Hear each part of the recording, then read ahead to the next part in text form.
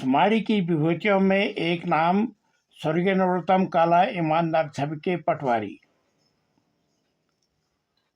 इनका जन्म माह अक्टूबर सन 1898 ईस्वी में श्री शंकर दत्त काला के घर ग्राम सुमाड़ी, पट्टी कटुलसुर, जनपद पौड़ी, गढ़वाल में हुआ था। इनके पिताजी गांव के प्रतिष्ठित व्यक्तियों में गिने जाते थे। बुजुर्ग लोग बताते हैं कि गांव के आपसी विवादों को सुलझाने में इनकी राय अहम तथा सर्वमान्य होती थी। इनके दो लड़के क्रमशः श्री कुलानंद व श्री नरोत्तम तथा बड़ी लड़की भूमा थी, जिसका विवाह ग्राम झाला पट्टी चलनसु के श्री रामशरण बहुणा से हुआ था। मैं इन पंक्तियों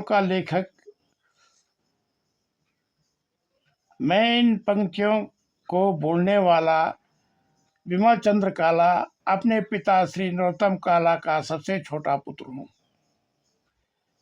मुझे अपने पिताजी के संबंध में जो जानकारी माता पिता व भाइयों एवं अन्य प्रतिष्ठित व्यक्तियों से मिली वह इस प्रकार है।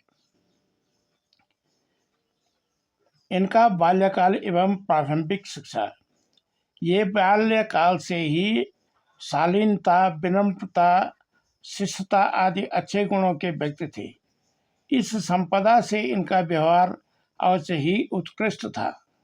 इन्हीं गुणों ने इनके अंदर एक और गुण ने जन्म लिया, जो ईमानदारी का था। ईमानदारी उस पुष्प के समान होता है जो धवल एवं दृढ़ चरित्र रूपी वृक्ष पर खिलता है और अपनी सुगंध फैलाता है। इन्होंने अपर प्राइमरी पाठशाला सुमाड़ी से प्राप्त कर कक्षा 7 की परीक्षा Anglo vernacular Hindi middle school Khirsu से उत्तीर्ण की। उस समय संपूर्ण गढ़वाल में मात्र 3 हिंदी मिडिल स्कूल खिरसू, नागनाथ और कांसखेत में थी, जिनमें आश्रम पद्धति से शिक्षा दी जाती थी। घने बांस के जंगलों के बीच में स्कूल थे। इनमें कक्षा 5 से 7 तक की कक्षाएं थी। अंतिम कक्षा 7 की परीक्षा उत्तर प्रदेश हिंदी माध्यमिक परीक्षा परिषद इलाहाबाद द्वारा आयोजित की जाती थी। कक्षा 7 उत्तीर्ण करने के बाद समीपवर्ती कोई उच्च शिक्षा का विद्यालय न होने के कारण दादाजी ने इन्हें कोई प्रशिक्षण दिलाना ठीक समझा। पटवारी प्रशिक्षण केंद्र अल्मोड़ा में प्रवेश। संपूर्ण पर्वतीय क्षेत्र में एकमात्र पटवारी प्रशिक्षण स्कूल अल्मोड़ा में था। ब्रिटिश शासन में पर्वतीय क्षेत्र में पटवारियों को भूमि संबंधित दीवानी तथा फौजदारी के मामलों में अत्यधिक अधिकार थी। पिताजी का चयन पटवारी प्रशिक्षण में होने के बाद दादाजी इन्हें अल्मोड़ा ले गए। उन दिनों सुमाड़ी, श्रीनगर, कर्णप्रयाग, चौखुटिया होकर अल्मोड़ा पैदल मार्ग से जाना होता था। प्रशिक्षण वर्ष 1919 में पूर्ण हुआ और उसके तुरंत बाद पिताजी को टिहरी रियासत में प्रतापनगर में पटवारी प्रशिक्षण संस्थान खुला और उसमें गढ़वाल से पटवारी प्रशिक्षित युवाओं को प्रशिक्षण कार्य शुरू करवाने को प्रतापनगर अल्प अवधि के लिए भेजा गया था। प्रथम बैच के प्रशिक्षार्थियों में श्री महेंद्र डंगवाल अलहंकारी, मोहल्ला हेरी वाले थे। यह बात श्री डंगवाल जी ने मेरे भाई श्री हरीश को अपने मुखारबिंद से वर्ष 1968 में सुनाई थी, जब मेरे भाई उनके मकान पर किराएदार थे। भाई जी उनके मकान पर 1970 तक रहे। प्रतापनगर में पटवारी प्रशिक्षण प्रारंभ करने के तुरंत बाद टिहरी के राजा द्वारा अपना स्टाफ नियुक्त किया गया और प्रशिक्षित पटवारियों को वापस बुलाने निमित्त कमिश्नर कुमाऊं मंडल को लिख दिया गया। उन दिनों गढ़वाल, अल्मोड़ा तथा नैनीताल कुमाऊं मंडल के 3 जिले थे। पटवारी पद पर प्रथम नियुक्ति तथा चुनौतियों का सामना। प्रथम नियुक्ति पट्टी जैतोल छू में हुई। कुछ समय बाद किमगढ़ी गार्ड और पट्टी उदयपुर में हुई। पटी उदयपुर में नौकरी के दौरान एक गांव के ही दो व्यक्तियों में आपसी रंजिश हो गई।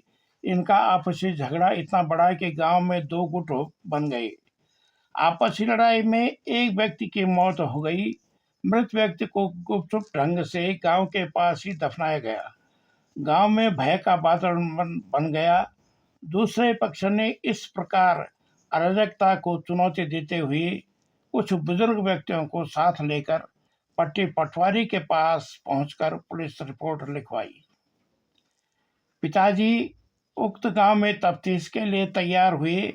खाकी ब्रिजेश, सिर पर खाकी रंग की पगड़ी, कांधे पर सरकारी बंदूक, घोड़े में चढ़कर जाना पड़ता था जो सरकारी ड्रेस कोड में था।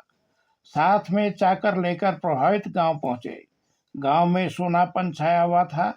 दबंग प्रवृत्ति के व्यक्तियों द्वारा गांव में भय का वातावरण पैदा किया गया था कि कोई मौत के बारे में कोई बयान न दे। पिताजी ने बुजुर्ग व्यक्तियों के बयान लिए। कई दिनों तक छोटे बड़ों से पूछताछ चलती रही। जांच कई दिनों तक चलती रही। अंतिम दिन जांच पूरी हुई तो दोनों पक्षों के बयान तथा अन्य जुटाई गई साक्ष्यों की फाइल एक बस्ती में बंद की गई। रात्रि तक पूछताछ चलती रही। पूरे दिन की जांच का संक्षिप्त विवरण रोजनामचा डायरी में दर्ज करने के बाद रोजनामचा नित्य की भांति अपने तकिए से दबाकर सो गए। जांच की फाइल चारपाई के पास रख दी गई। लालटेन बंद कर दी गई। कुछ दूरी पर कमरे में जाकर सो गया। घोड़ा बाहर बंधा था। रात्रि में घोड़े की हिनहिनाहट महसूस हुई, किंतु किसी के आने का यह संकेत था, समझ न सके। सुबह उठकर देखा कि बस्ता गायब था। लालटेन की रोशनी बुझी हुई थी। चाकर को जगाया गया और बस्ते की तलाश की गई, किंतु पता नहीं चला। पूरे गांव में बस्ते की तलाश शुरू की गई।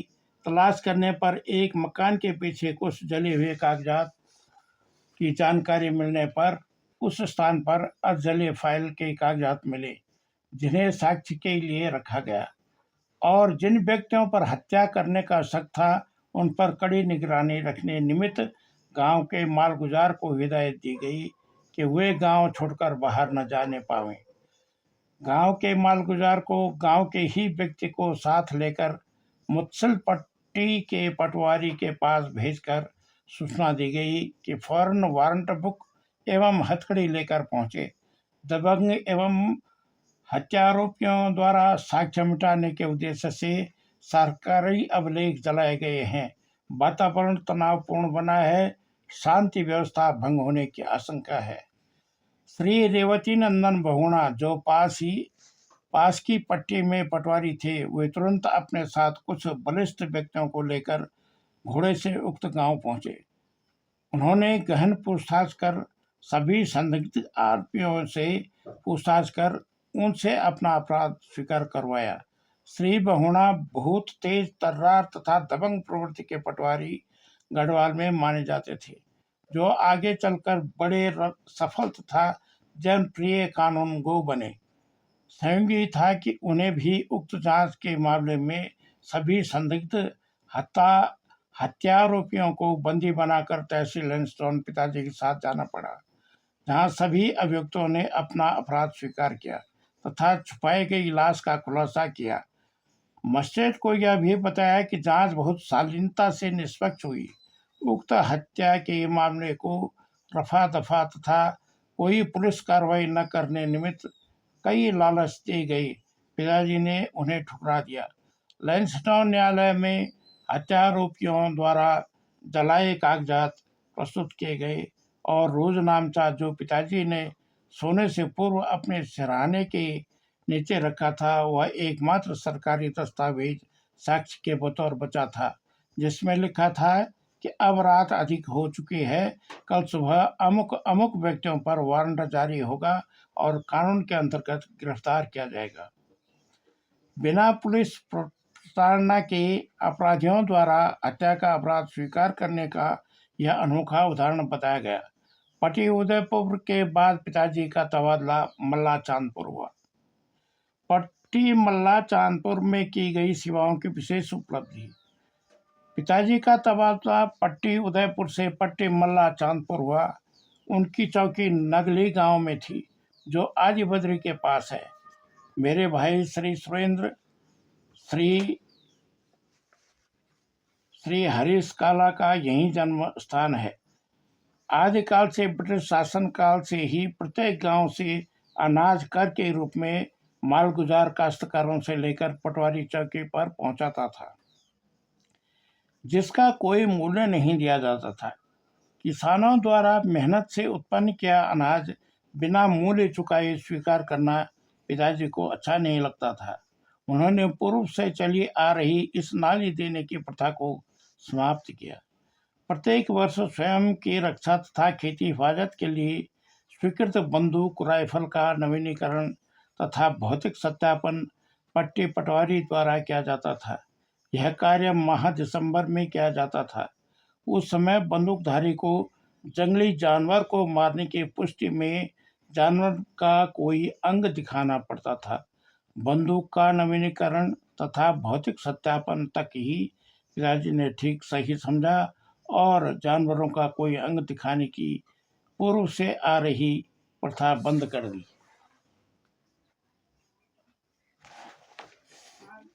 पट्टी के अंतर्गत जिन किसानों की कम भूमि थी, उनकी स्वयं की भूमि के मिलान पर सरकारी कैसर हिंद भूमि थी। उस भूमि को नजूल पर काश्तकार को दी गई। ऐसा विशेष अधिकार पट्टी पटवारी को थे। इस सुविधा से प्रत्येक कम भूमि वाला तथा भूमिहीन व्यक्ति को मालिकाना हक दिया गया। इस प्रकार आगामी वर्षों में ऐसे व्यक्तियों के नाम पर भूमि का पूरा लेखा जोखा दर्ज सरकारी अभिलेखों में भूमि बंदोबस्त कार्यालय में किया गया। इस प्रकार के जनहितार्थ कार्य करने वाले पिताजी ही पहले पटवारी थे, जिन्हें क्षेत्रीय जनता का अपार आदर एवं स्नेह प्राप्त हुआ। सुदूर ग्रामों से पटवारी चौकी में पहुंचने वालों को भोजन खिलाने का विशेष ध्यान रखा जाता था, जैसा कि माताजी बताती थी। कार्यकाल हेतु अतिरिक्त बड़ा कमरा पिताजी ने स्वयं बनाया था, जिसका कोई पैसा सरकार से नहीं लिया गया। मल्ला चांदपुर के बाद पिताजी का तबादला पट्टी चौथान में हुआ। पट्टी चौथान का कार्यकाल। मल्ला चांदपुर से पिताजी का तबादला पट्टी चौथान में हुआ। यहाँ बुंगीधार नामक निर्जन स्थान पर सरकारी चौकी थी। उस दूर पर जंगलात विभाग का बंगला था। आलीशान बंगले के चारों ओर देवदार के पेड़ थे। कुछ दूरी पर अपर प्राइमरी पाठशाला थी। यहाँ पर डाक खाने के नाम पर एक मकान था, जो सप्ताह में 1-2 दिन ही खुलता था।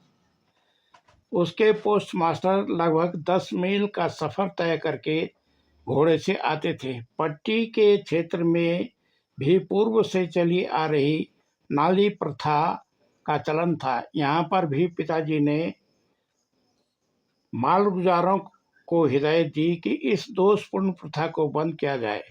साथ ही असलहे के सत्यापन व लाइसेंस नवीनीकरण के समय मारे गए जानवरों के अंग दिखाए जाने की प्रथा भी बंद करवा दी।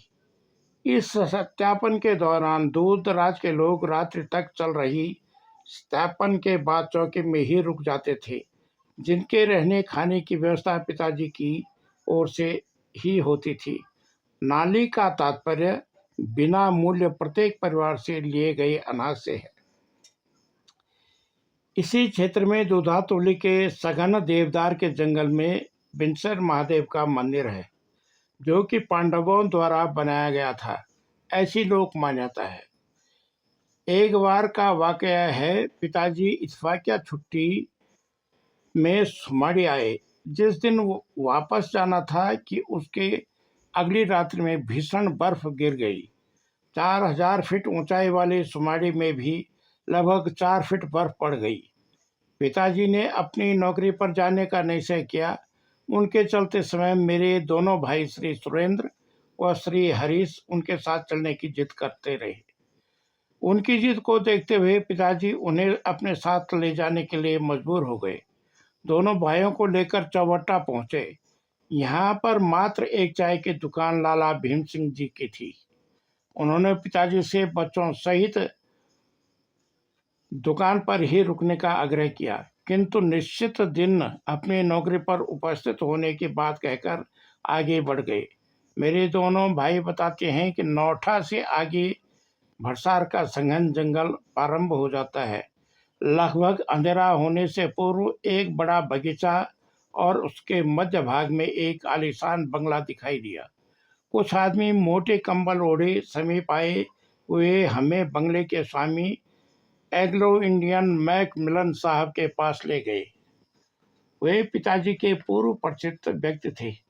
पिताजी से मेरे भाइयों को ज्ञात हुआ कि मैकमिलन साहब अविवाहित ही रहना पसंद करते हैं और वन्य औषधियों का इन्हें अच्छा ज्ञान भी है।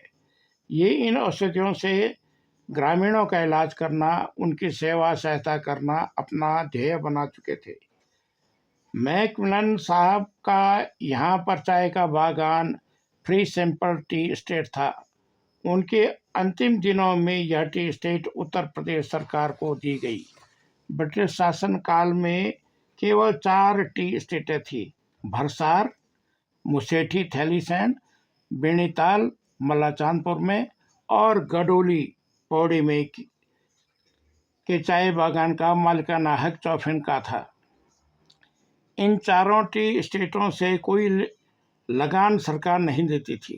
रात्रि विश्राम मैकमिलन साहब के बंगले भरसार में हुआ। उस बंगले में मैकमिलन साहब ने बगीचे की देखरेख के लिए कुछ ग्रामीणों को रखा था, जो आगंतुकों के भोजन तथा रहने की व्यवस्था करते थे। सुबह आगे सफर तय करना था। भरसार से आगे बहुत घना जंगल था। मैकमिलन साहब ने आगे बढ़ने की राय पिताजी को नहीं दी कि दोनों बच्चे अधिक परेशान हो जाएंगे। दोनों भाइयों की उम्र 6-7 वर्ष की थी। भारी बर्फबारी से मार्ग का पता लगाना कठिन था। डाक ले जाने वाले हर कार्य के पद चिन्हों के सहारे किसी तरह थैलीसैंड तक पहुंचे। वहां पटवारी चौकी पर रात्रि विश्राम कर दूसरे दिन बूंगीधार पहुंचे और निश्चित तिथि पर अपनी नौकरी पर पहुंचने की सूचना का पत्र व्यवहार बूंगीधार डाकघर में डालकर जिलाधिकारी को अवगत किया। इस प्रकार अपनी नौकरी के प्रति वफादार व्यक्ति को अंग्रेज अधिकारियों ने बहुत सराहा और समय समय पर उन्हें प्रशस्ति पत्र दिए। बूंगीधार में एकमात्र परिवार श्री जोगा सिंह जी का था, जो पहले ब्रांच पोस्ट मास्टर थे। वे बहुत वृद्ध हो चुके थे। उनकी पत्नी भी बहुत बूढ़ी थी, जो पुत्रहीन थे। यदा कदा दूर विवाहिता उनकी एकमात्र पुत्री कुशल क्षेम लेने आती थी। पिताजी जब सरकारी कार्य निमित्त बूंगीधार से बाहर जाते थे तो सरकारी आवास बंद कर दोनों भाइयों को श्री जोगा सिंह जी की देखरेख में छोड़ जाते थे, ऐसा भाइयों ने सुनाया। बूंगीधार के पास बहने वाली नयार नदी का उद्गम स्थल बिनसर मंदिर ही है। मंदिर के प्रांगण के वाम भाग में 2 जल के धारे निरंतर बहते रहते हैं। आगे यही धाराएं मिलकर नयार नदी कहलाती है। स्थानीय लोगों की आज भी मान्यता है कि विशेष पर्वों पर शेर नयार नदी में रात्रि में स्नान कर बूंगीधार होते हुए बिनसर मंदिर तक जाता है। उसके नथनों से निकलती हुई फुंकार के शब्द से ही शेर के विचरण का आभास होता है। पट्टी चौथान के बाद पिताजी का तबादला पट्टी मल्ला नागपुर हुआ। पट्टी नागपुर का सेवा काल गंगाधर डाकू का आतंक। गोपेश्वर से आधा मील की दूरी पर पपनियाना गांव में भी भूप सिंह जी के मकान पर पटवारी चौकी थी। पट्टी का क्षेत्र बहुत बड़ा था। आवागमन का कोई साधन नहीं था। पैदल ही इधर उधर जाना होता था। यह सैन्य बाहुल्य क्षेत्र था। समय समय पर द्वितीय युद्ध में लड़ रहे जवानों के परिवारों की समस्याओं को द्रुत गति से समाधान के कड़े निर्देश सरकार के द्वारा हो रहे थे। युद्ध में वीर गति को प्राप्त हुए जवानों के परिवार को राहत राशि बड़ी मात्रा में ले जाई जाती थी। मुद्रा का चलन चांदी के सिक्कों में था और 100 रुपये का भार लगभग 1 किलोग्राम होता था। बड़ी धनराशि को ले जाने के लिए कर्मठ व्यक्ति को निजी नौकर के बतौर पर रखना पड़ता था। उन दिनों सरकार की ओर से कोई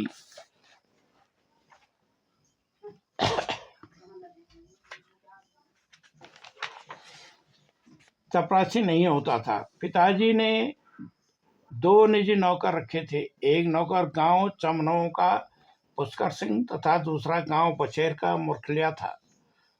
दौरे पर अधिकतर पिताजी पुष्कर सिंह को अपने साथ ले जाते थे। वह मृदुभाषी स्वभाव का था। पट्टी के पूरे क्षेत्र में गंगाधर नामक डाकू का आतंक व्याप्त था। वह प्रायः अमीर घरानों में डाका डालता था। जोशीमठ से आगे नीति तथा माणा घाटी में मार्चा घुमंतु जाति के भोटिया समुदाय के लोग सर्दियों में गर्म घाटियों में अपनी भेड़ बकरी एवं अन्य मवेशियों के साथ चले जाते हैं। मल्ला नागपुर का यह क्षेत्र घिंगराण, सिरोखोमा, नैगवाड़, बालखिला और छिनका आदि स्थान इन लोगों से भर जाता है। स्वर्णाभूषण, ऊनी वस्त्र, बकरी, घोड़े इनकी मूल संपत्ति होती है और इन्हें साथ लेकर वे एक स्थान से दूसरे स्थान प्रवास के दौरान ले जाते हैं। गंगाधर डाकू के मुख्य निशाने पर यह समुदाय अधिक रहा। इनसे आभूषण, रुपया, ऊनी वस्त्र मिल जाते थे। एक बार पिताजी विभिन्न गांवों से एकत्र सरकारी राजस्व तथा युद्ध में हुए शहीदों के परिवारों को बड़ी धनराशि वितरण हेतु दूर दूर तक के गांव में जाना था। नौकर की पीठ पर रुपयों का थैला तथा बिस्तर था। जैसे ही निर्जन स्थान शुरू हुआ कि गंगाधर डाकू छद्म भेष में साथ चलने लगा। वह पिताजी के साथ साथ चलकर गंगाधर डाकू के किस्से सुनाता रहा और हिदायत देता रहा कि आप सरकारी रुपयों को लेकर न चलें। गंगाधर की आड़ में कोई लुटेरा रुपयों को लूट लेगा। रुपया लेकर चले तो झुंड के साथ जाएं और झुंड में सबके पास डंडे होना आवश्यक है। एकाएक सामने से कुछ लोगों को आते देखकर वह कहने लगा कि पटवारी जी, मैं ही गंगाधर हूँ, आपको बार बार प्रणाम करता हूँ, मैं अब चला।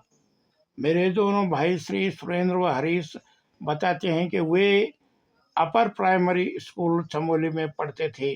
चमोली पट्टी बंड में आता है। पिताजी के पास पटवारी बंड का भी चार्ज था। एकाएक मारछा दुकानदार आकर पिताजी से कहने लगा कि एक साधु का चोला दुकान से चुराए ऊनी कपड़े का है, आप शीघ्र साधु से पूछताछ कर लेवें। पिताजी तुरंत दुकानदार के साथ दुकानदार सैन सिंह के यहाँ गए। एक साधु लगभग 70-80 साल की आयु का था। उसने लंबा कश्मीरा चोला पहन रखा था। उसने स्वीकारा कि यह चोला उसने गंगाधर डाकू से लिया। साधु को पूछताछ के लिए हिरासत में ले लिया गया। जोशीमठ से कर्णप्रयाग तक का पूरा क्षेत्र गंगाधर डाकू के आतंक से प्रभावित था। सरकार की ओर से प्रत्येक ग्राम के मालगुजारों को सूचित किया गया था कि सभी ग्रामीण सामूहिक रूप से गंगाधर का पीछा कर उसको पकड़ने का प्रयास करें। गांव-गांव में लोग रस्सी डंडे लेकर क्षेत्र में ढूंढते रहते थे। बड़ा अभियान चला। कभी भी वह कुछ ही दूरी से निकल जाता था, पकड़ में नहीं आया। कई दिनों तक यह अभियान जारी रहा। पिताजी को जानकारी मिली थी कि ग्राम पांडुली की छुणके नामक महिला को मिलने गंगाधर छद्म वेश में उसके घर जाता है।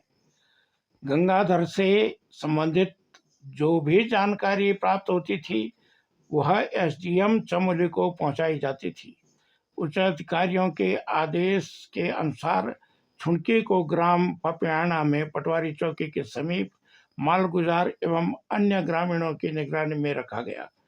गंगाधर समय समय पर छुणकी को अपनी उपस्थिति का आभास कराता रहता था। किसी प्रकार भी पकड़ में न आने पर सरकारी आदेश आए कि बंदूक अथवा डंडों से गंगाधर को जख्मी किया जाए ताकि भाग न सके।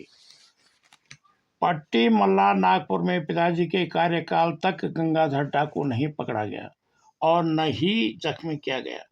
पिताजी के तबादले के बाद गंगाधर को मारने का श्रेय श्री घनानंद ढोंडियाल पटवारी को मिला।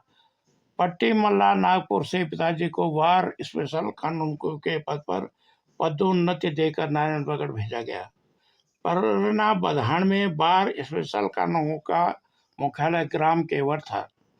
परगना चांदपुर तथा बधान सैनिक बहुल्य क्षेत्र रहा।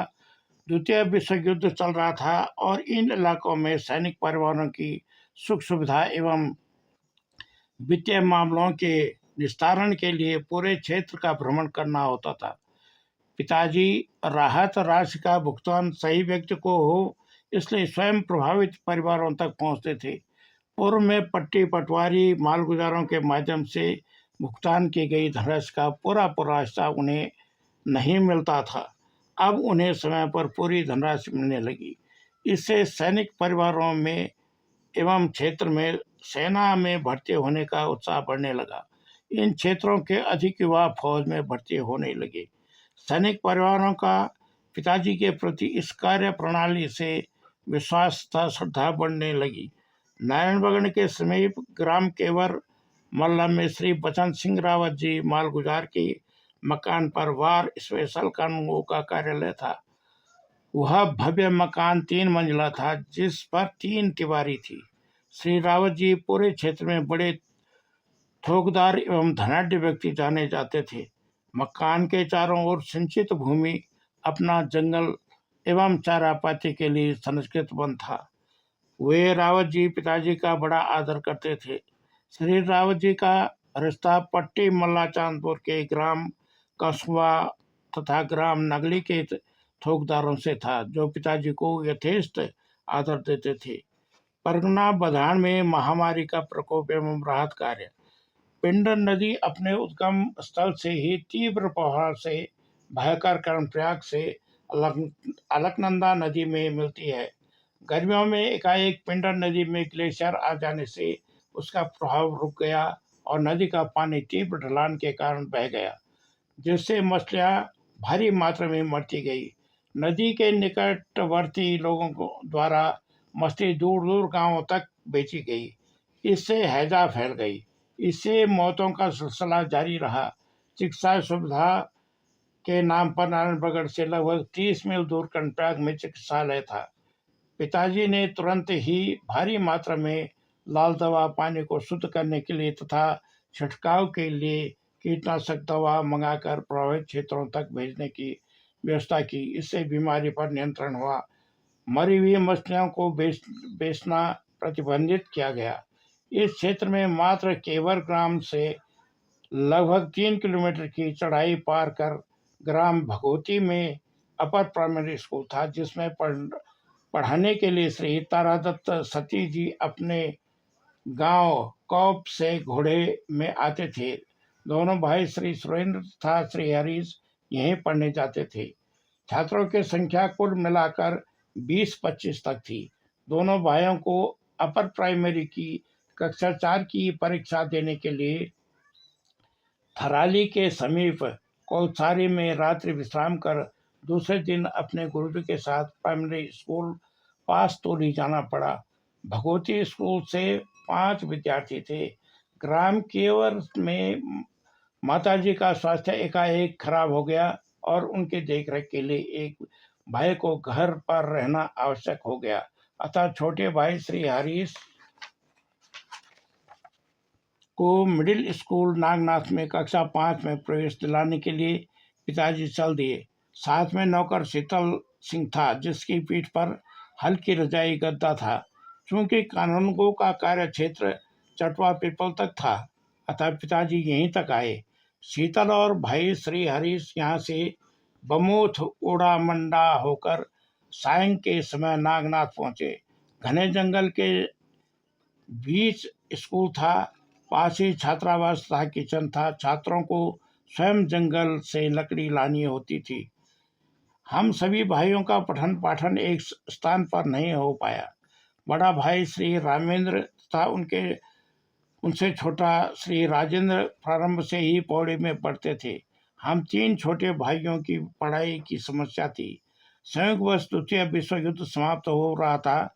पिताजी ने माताजी की बीमारी तथा हम छोटे भाइयों की पढ़ाई की व्यवस्था निमित्त पटवारी के मूल पद पर जाने बाबत जिलाधिकारी को पत्र लिखा, जिसके फलस्वरूप पिताजी का स्थानांतरण पट्टी वाली बाली कंडारसू में हो गया। यहाँ पटवारी चौकी मिलई गांव चौड़ला में थी। भोला दत्त पोखरियाल के मकान पर थी। कुछ समय बाद बड़े भाई श्री रामेंद्र माताजी को डंडी में बिठाकर केवर से ग्राम मिलई ले आए। छोटे भाई श्री सुरेंद्र तथा हरीश को पौड़ी पढ़ाई के लिए भेजा गया। पट्टी बाली कंडारसू की कुछ घटनाएं। दूधा तोली जंगल का एक बड़ा भूभाग चाय उत्पादन के लिए ब्रिटिश शासन काल से एग्लो इंडियन व्यक्ति श्री मैकमिलन को फ्री सैंपल टी स्टेट के नाम से दी गई।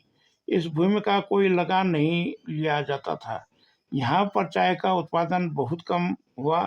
इसका मुख्य कारण चाय बागानों में कार्य करने वाले कुशल मजदूरों का उपलब्ध न होना था।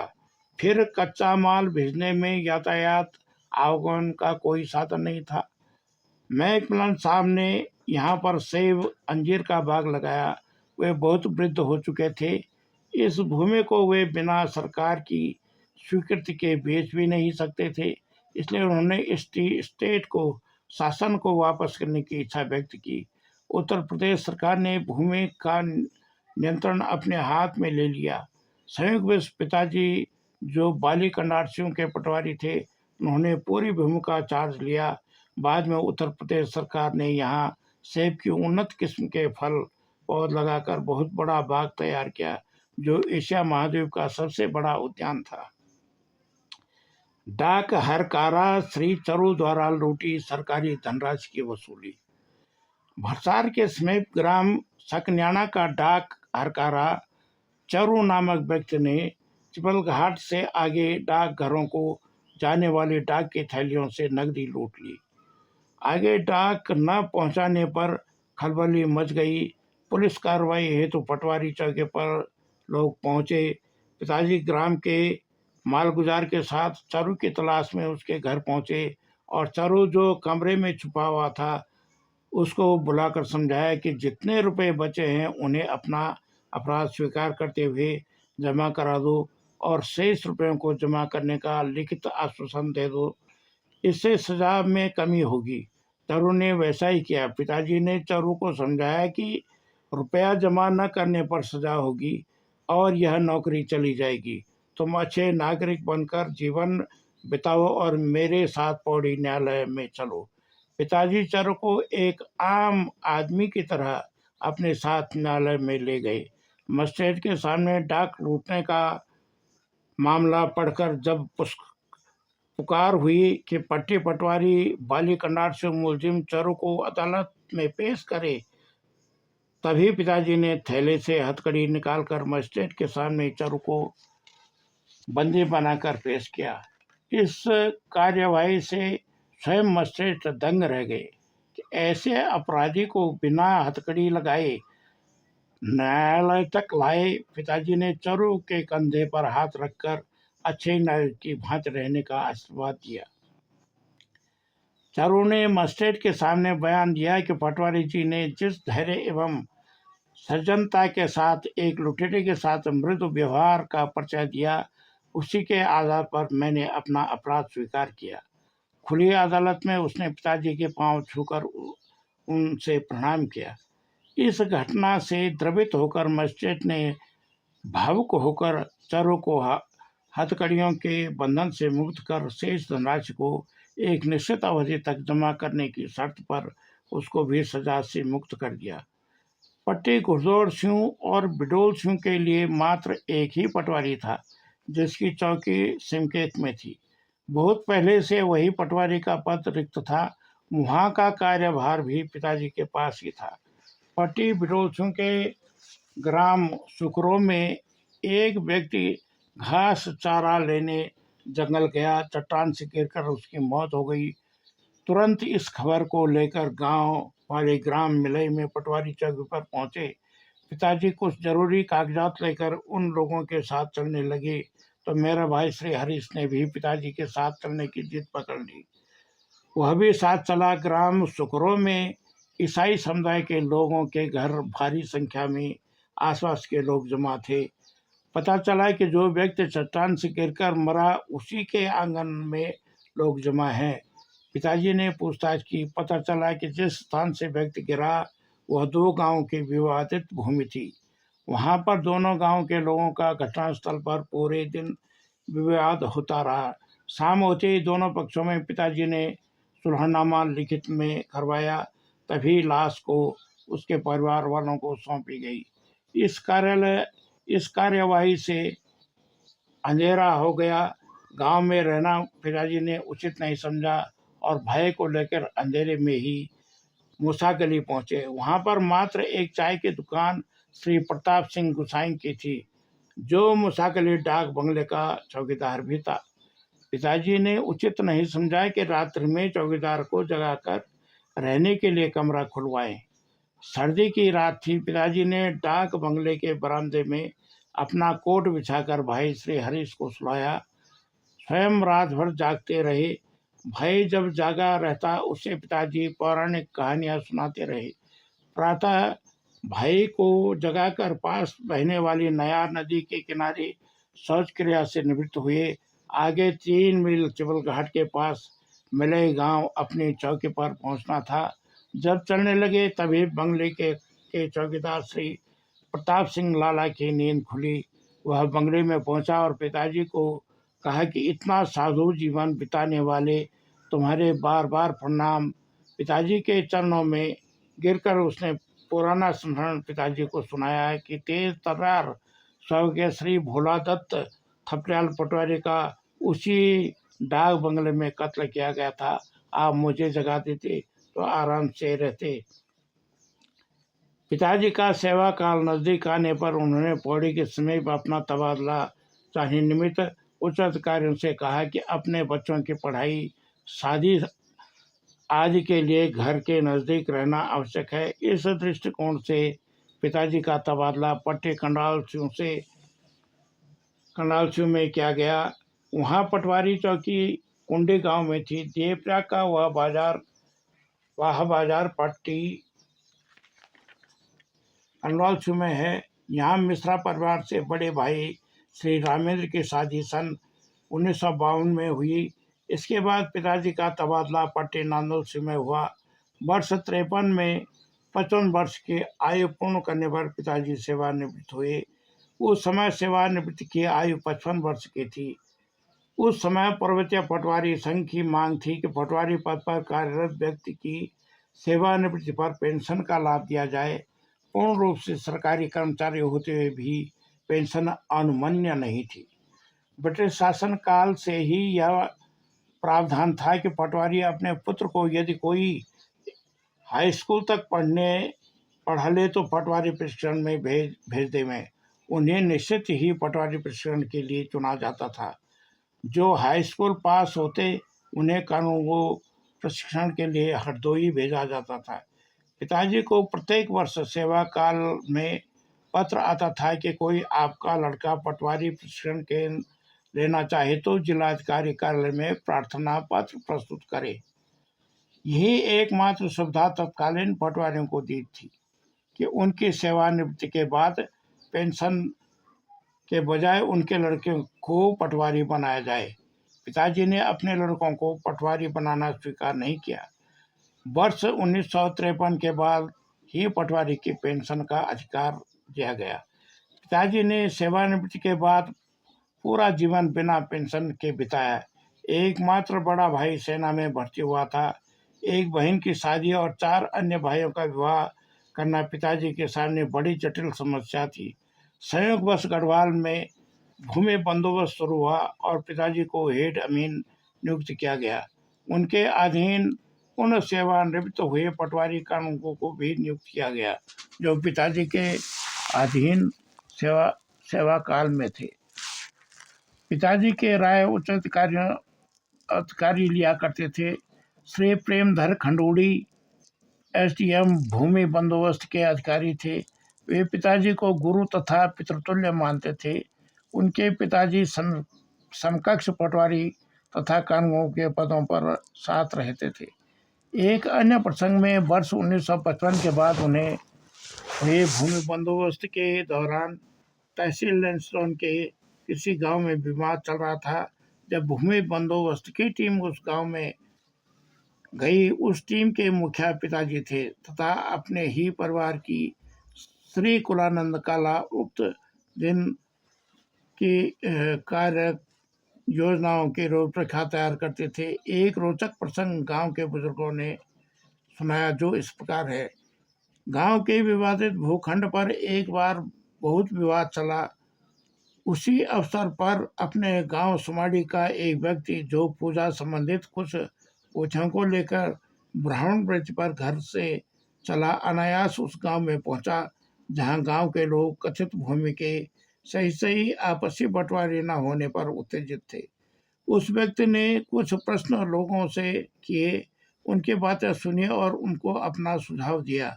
उनके विचार सुझाव लोगों को सही लगे। लोगों ने उनसे पूछा कि पंडित जी, आप कुछ सुझाव देवें ताकि बंटवारा सही हो।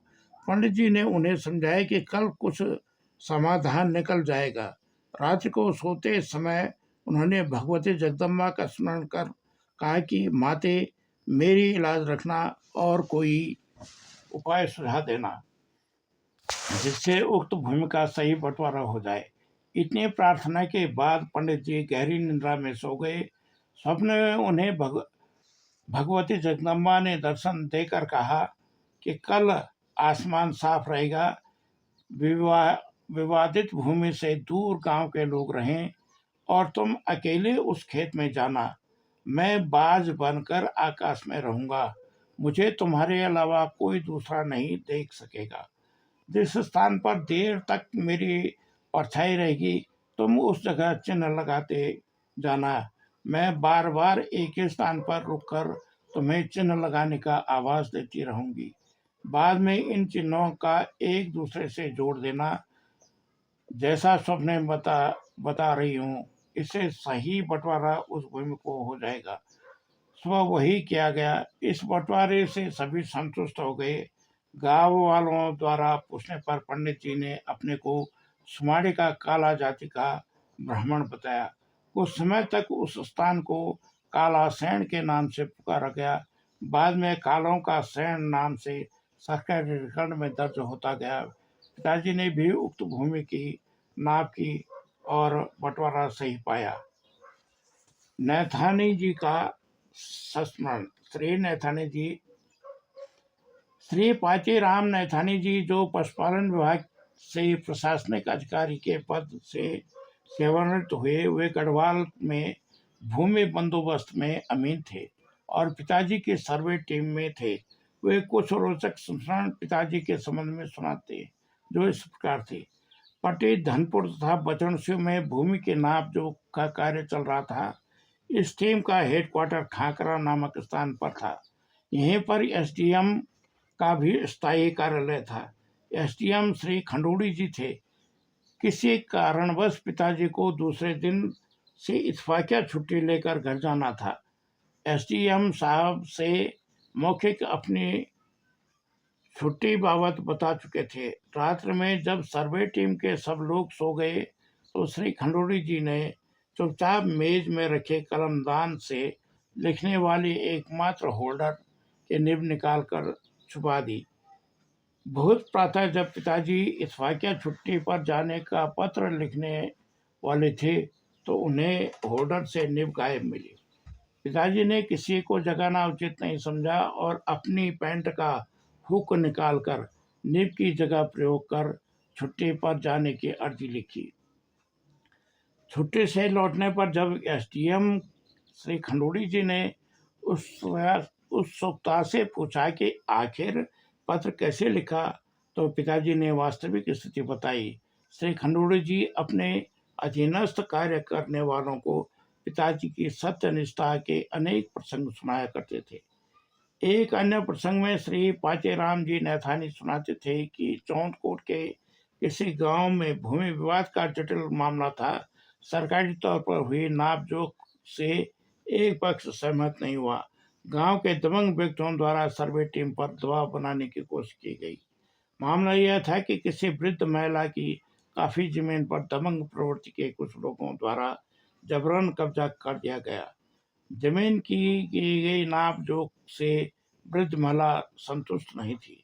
पिताजी इस कि गई नाप से संतुष्ट नहीं थे और स्वयं मौके पर जाकर नाप कर वृद्ध महिला की जमीन का सही हक मौके पर उसको दिया गया।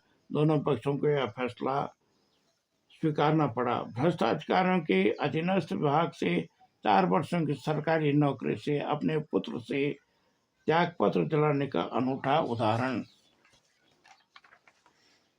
मेरे छोटे भाई श्री हरीश बताते हैं कि लिंस्टन में सिंचाई विभाग में लिपिक पद पर सेवारत थे। पिताजी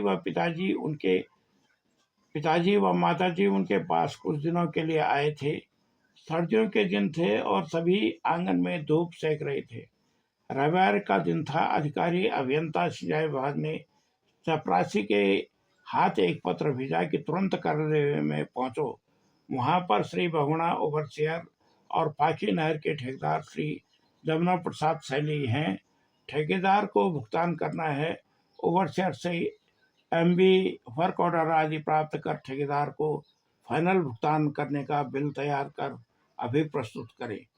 मेरे भाई बताते हैं कि मैंने उक्त पत्र को उसी चपरासी के माध्यम से यह कहकर वापस किया कि मैंने पूर्व में कभी ठेकेदारों के द्वारा किए गए कार्यों का बिल नहीं बनाए। मुझे अकाउंटेंट्स के संबंधित नियमों की कोई जानकारी नहीं है। यह कार्य डिविजनल लेखाकार का है। वे 2 दिन के बाद छुट्टी से वापस आ जाएंगे।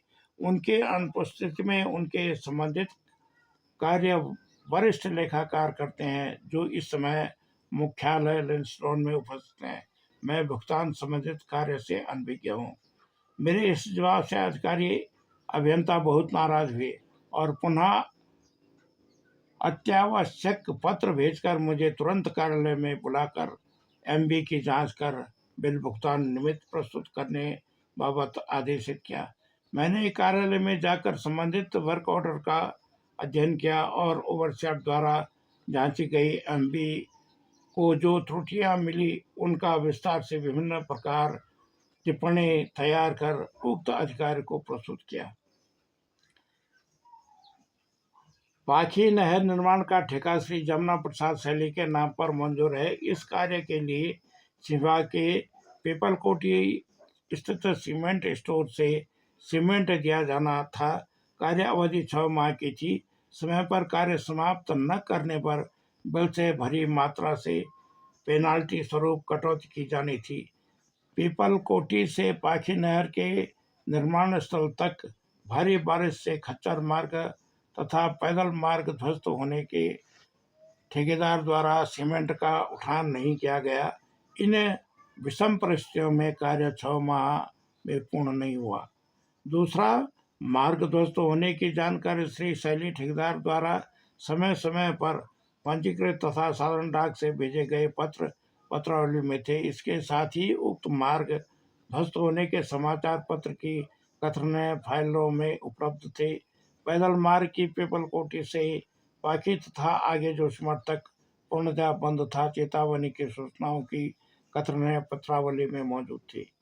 तीसरा, उक्त तथ्यों को ध्यान में रखते हुए बिना कटौती के पूर्ण धनराशि के भुगतान निमित्त आख्या अधिकारी अभियंता को भेज दी और यह सुझाव कि 10% बिल की धनराशि रोककर रनिंग पेमेंट किया जाए और मेरे द्वारा जांची एमबी को डिविजनल लेखाकार द्वारा जांच अवश्य करवाई जाए, क्योंकि इतनी बड़ी धनराशि के बिलों की जांच का अधिकार उन्हें को है, जैसा कि इरिगेशन मैनुअल ऑर्डर में है।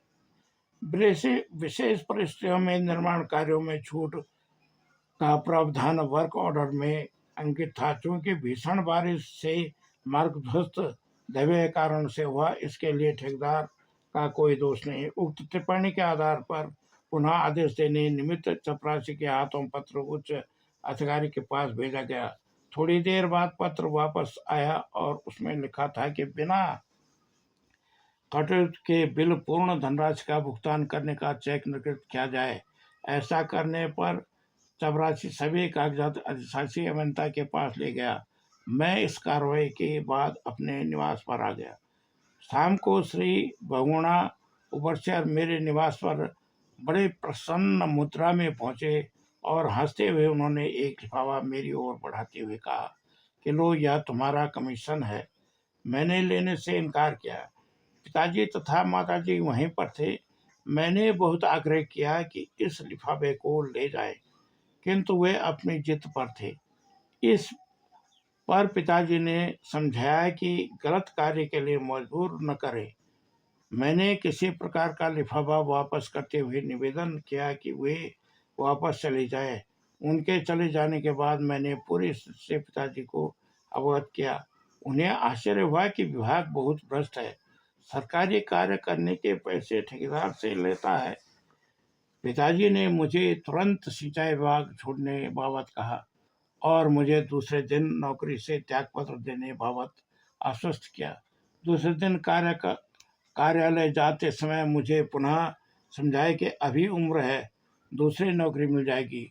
मैं निश्चय कर चुका था कि नौकरी से त्यागपत्र दे दूंगा। उदास भाव से कार्यालय पहुंचा और अधीक्षण अभियंता इरिगेशन वर्क सर्किल बरेली को अपना इस्तीफा अधिशासी अभियंता के माध्यम से प्रस्तुत किया। मेरी नियुक्ति के प्राधिकारी वही थे। कार्यालय में साथी मेरे त्यागपत्र से व्यथित भाव से कारण जानना चाह रहे थे, किंतु मैं मौन रहा। सायंकाल मैं घर लौटने पर तुरंत पिताजी को बताया कि त्यागपत्र दे चुका हूँ। पिताजी सुनते ही प्रसन्न मुद्रा में प्रतीत हुए। अब अपना समस्त सामान समेट कर घर चलने की तैयारी करने लगे। त्यागपत्र देने के दूसरे दिन बाद कार्यालय में लैंडस्टोन बाजार तक पूरे जत्थे में सब साथ आते थे। रास्ता जंगल के बीच से था। एक बंगले से किसी अपरिचित व्यक्ति ने आवाज देकर मुझे नाम लेकर पुकारते हुए दूसरे दिन चाय पर बुलाया था। उन्होंने शिष्टाचार पूर्वक मुझे बिठाया और कहने लगे कि कल से आप इस कार्यालय में आया करें। मैंने विनय पूर्वक कहा कि मैं सरकारी नौकरी के लिए प्रयास करूंगा। उन्होंने कहा कि उत्तर प्रदेश सरकार का यह कार्यालय है, फल उपयोग विभाग से यह विभाग गढ़वाल में जाना जाएगा। उन्होंने मैंने श्री P.L. विजय अधिशासी अभियंता, जिन्हें मैंने अपना त्यागपत्र सौंपा था, उनके निवास पर कई बार देखा था। मैंने उक्त कार्यालय में जाकर कर्मचारियों से जानकारी ली। वहाँ मेरा हाई स्कूल का सहपाठी हेलिस्टर अंकलेन मिला। वह लिपिक था। उसने बताया कि गढ़वाल के लिए इस विभाग का यह कार्यालय खुला है और सभी लोग रानीखेत से स्थानांतरण पर आए हैं। मालूम हुआ कि जिन सज्जन ने मुझे बुलाया वे डॉक्टर दाते हैं, महाराष्ट्र के सतारा स्टेट के रहने वाले हैं। उन्होंने हाई स्कूल के बाद उच्च शिक्षा विदेश में ली है। कैलिफोर्निया विश्वविद्यालय से PhD है। वे प्रायः अंग्रेजी में बोलते हैं। उन्होंने मेरे बारे में पूरी जानकारी श्री विजय साहब से पूर्व ही ले ली थी। सेवा से त्यागपत्र देने की पूरी बात मैं विजय साहब को सुना चुका था। इससे डॉक्टर दाते को बड़ा आश्चर्य हुआ कि कमीशन का पैसा न लेने पर भी 4 वर्ष की सेवा से त्यागपत्र एक पिता ने दिला दिया। मैं त्यागपत्र की स्वीकृति की प्रतीक्षा में था और नए कार्यालय के अधिकारी शीघ्र कार्यभार संभालने बाबत कह रहे थे। मैं स्वयं अधीक्षण अभियंता कार्यालय बरेली गया और त्यागपत्र की स्वीकृति का पत्र जारी करवाया। इधर डॉक्टर दाते ने मुझे अग्रिम वार्षिक वेतन बढ़ोतरी देने बाबत आश्वस्त किया। त्यागपत्र की स्वीकृति की तिथि से मुझे नई नौकरी मिलने से पिताजी को प्रसन्नता हुई। बिना प्रयास के सरकारी नौकरी का मिलना पिताजी का आशीर्वाद था।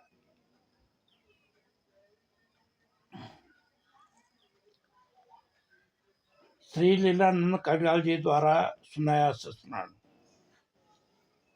श्री लीलानंद कड़ियाल जी ग्राम केशुवाली सुनाते थे कि मैं PWD पौड़ी के अधीन अमीन था। एक बार मुझे सरकारी कार्यवश पट्टी चौथान के किसी गांव जाना पड़ा। बस द्वारा दूरी तय करने के बाद मुझे पैदल अधिक जाना था।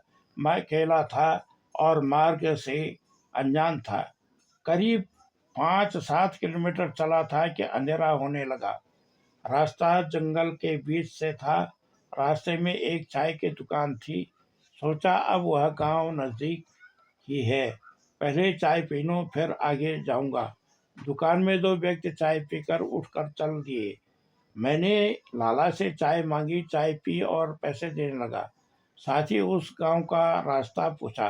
लाला ने कहा कि गांव यहाँ से अधिक दूर है, आपने बहुत देर कर दी, आगे जंगल का रास्ता है, जंगली जानवरों का डर बना रहता है। मैंने उनसे निवेदन किया कि वे आज रात मुझे आश्रय दे दें। उन्होंने साफ इनकार कर दिया कि हम किसी को आश्रय नहीं देते, हमारे पास कोई जगह नहीं है, आप चले जाए। मैंने विनम्र भाव से कहा, लाला जी,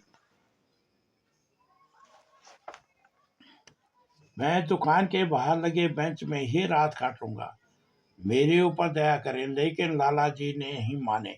उत्तेजित होकर जोर जोर से मुझे जाने के लिए कहने लगे।